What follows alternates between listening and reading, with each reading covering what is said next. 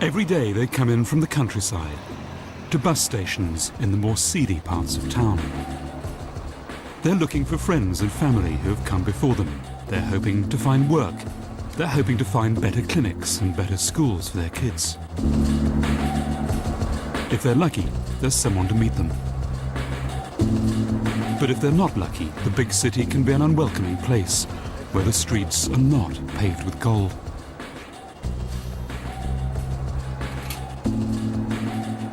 They arrive here, but now they don't have the opportunities that the previous migrants had. So they are not having a nice time. And it's very difficult for them because they don't have a job. So they have just to survive. They have come to Lima, the capital of Peru in South America. It is a crowded city where many have set up homes before. They may not welcome newcomers. People in Lima or in any big city in the country will say, oh, this is, Serrano, this is a newcomer. What are you doing here? Come back to your place, They are going to refuse to talk to them, to accept them. So they are going to feel, like a marginalized person. In fact, during a long time, they are going to feel marginal. Jose came to Lima with his wife and 3 children. He had a job making jewelry, but was made redundant.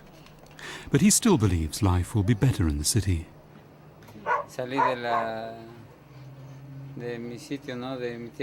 I left the place I was born to look for a better life and for a better future for my children, so the children could get a profession and have a better life from the one we have had ourselves. My hope is that every one of them learns a profession.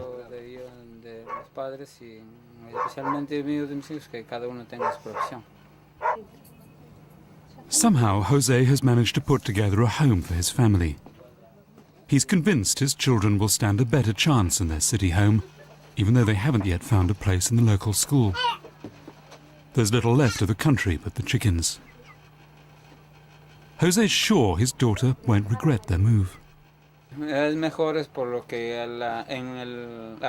are better off than I was before, because in my time, where we lived, there wasn't any television, only radio. But now, through television, children with different programs for children, through these their thoughts become more developed.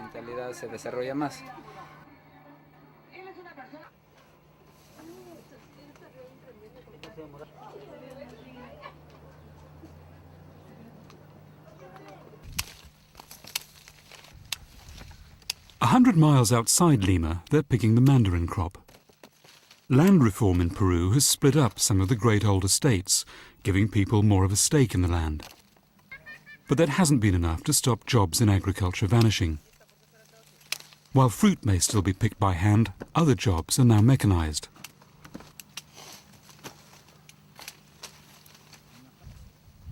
There's little future on the land for the next generation.